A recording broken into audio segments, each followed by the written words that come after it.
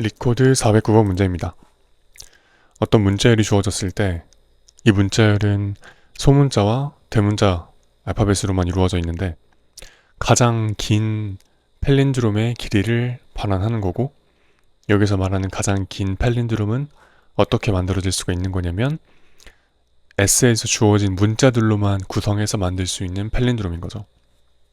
팔린드롬이라고 하면 앞에서부터 읽은 거랑 뒤에서부터 읽은 거의 결과가 똑같은, 앞에서부터 읽든 토마토, 기러기, 뒤에서부터 읽든 똑같은 모양을 하고 있는 문자열을 팔린드롬이라고 하는 거죠. 이 문자들은, 각각의 알파벳들은 케이스 센서티브라고 했으니까 대문자와 소문자를 구별하겠다. 대문자 A, 소문자 A가 있으면 둘 다 똑같이 A이긴 하지만 대소가 다르기 때문에 이건 팔린드롬으로 생각하지 않겠다는 거죠. 예를 들어서 A, B, C, C, C, C, D, D가 있을 때 여기서 만들 수 있는 팔린드롬이 가장 긴 게 뭐가 있을까라고 생각을 해보면 팔린드롬의 특성을 한번 고민을 해봐야 되는데, 팔린드롬은 그냥 문자열이 이렇게 있다고 하고 이게 만약에 팔린드롬이라면 앞에서부터 읽은 거랑 뒤에서부터 읽은 게 똑같다고 했으니까 여기가 다 똑같아요. 맨 처음 글자랑 마지막 글자, 두 번째 글자랑 뒤에서부터 두 번째 글자, 세 번째 글자랑 뒤에서부터 세 번째 글자, 이렇게 다 가운데를 기준으로 거울 대칭인 거죠. 여기가 A면 여기도 A, 여기가 C면 여기도 C, 여기가 F면 여기도 F.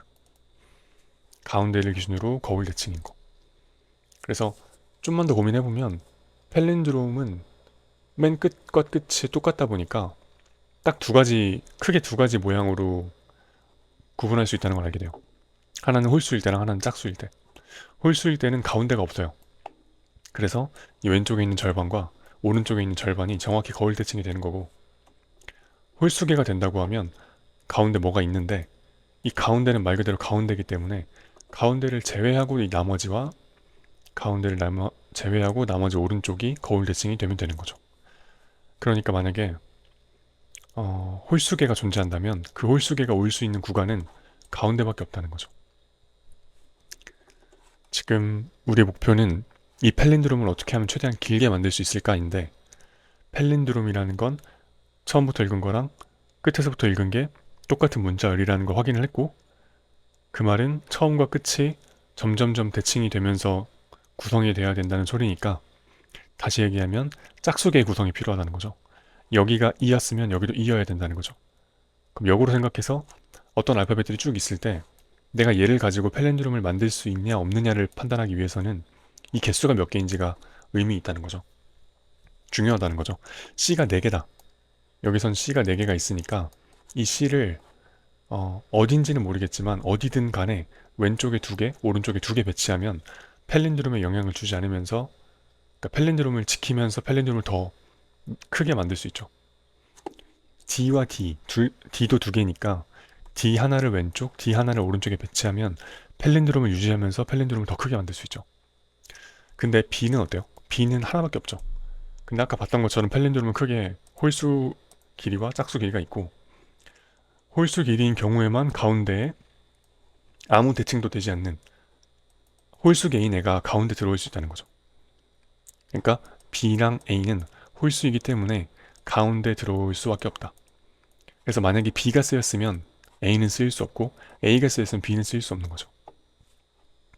그래서 주어진 문제, 이기순표 1에서 A, B, CCCC, DD에서 만들 수 있는 최대의 팔린드롬은, 얘는 짝수니까 고민할 것 없이 무조건 선택하고, 짝수니까 선택하고, 홀수니까 얘 아님 얘를 써서 결국에는 4 플러스 2 플러스 얘나 얘 중에 1 해서 길이가 7이 나오는 거죠.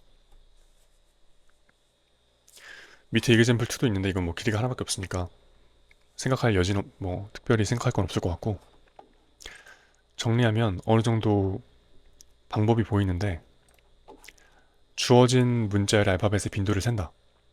그 빈도가 짝수라면 그냥 선택한다. 홀수라면 거기서 고민이 필요한 거죠. 그러면 만약에 D가 3개면요? D 3개.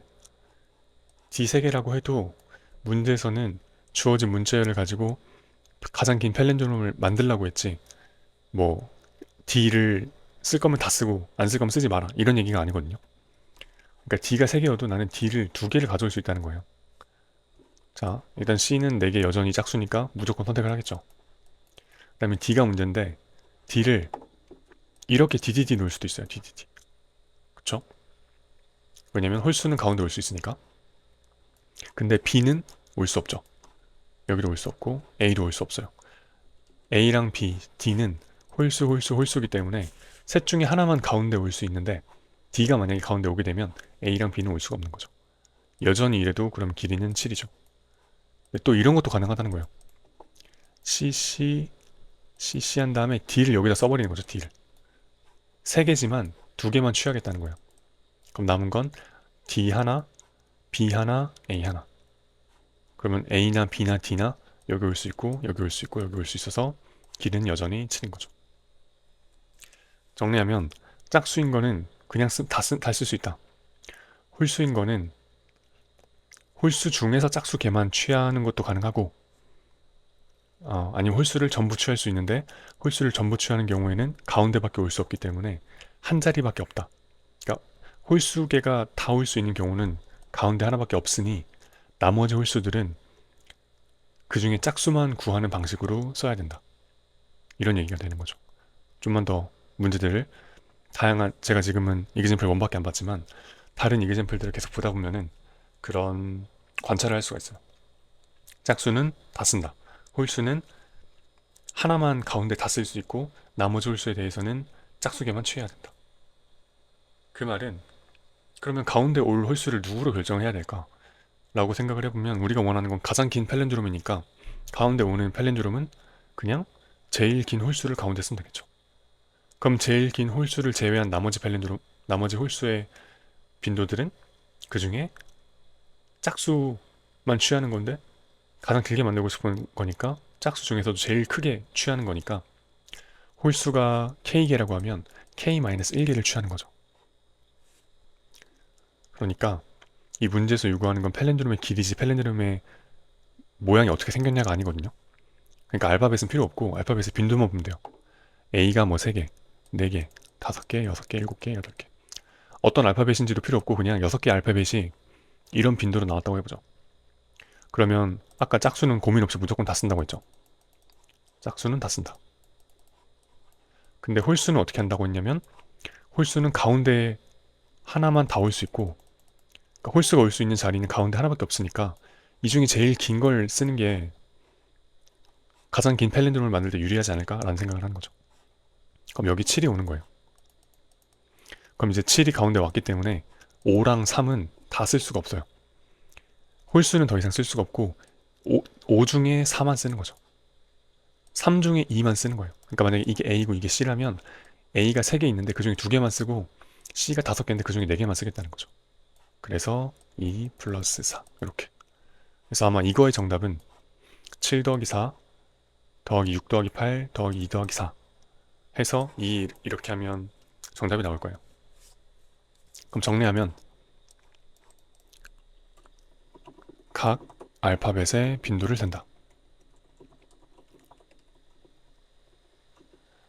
짝수계의 짝수번 등장한 알파벳은 모두 팔렌드롬을 만드는데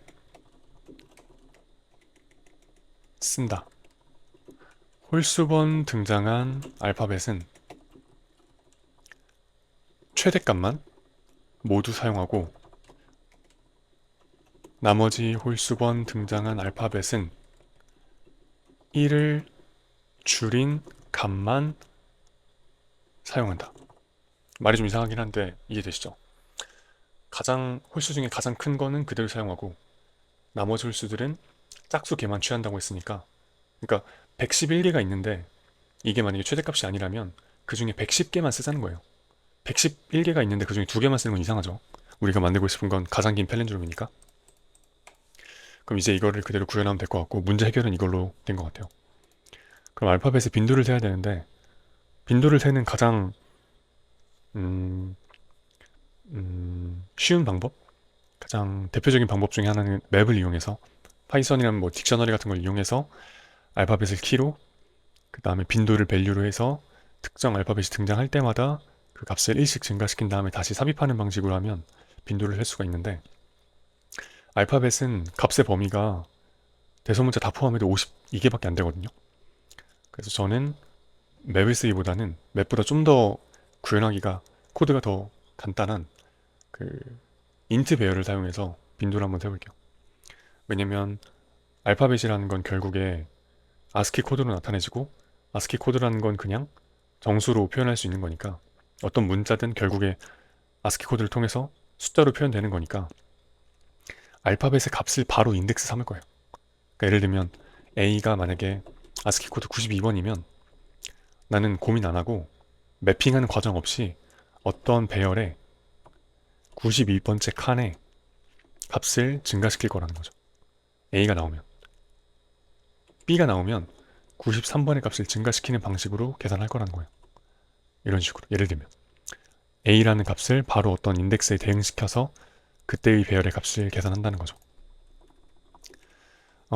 소문자 대문자라고 했으니까 52칸인데 소문자 알파벳과 대문자 알파벳이 아스키 코드상으로 붙어있다는 보장이 없으니까 그냥 아스키 코드를 모두 표현할 수 있게 그냥 128칸을 만들고, 이제 제가 하려던 아까 말이 뭐였냐면, 하고 싶은 말이 뭐였냐면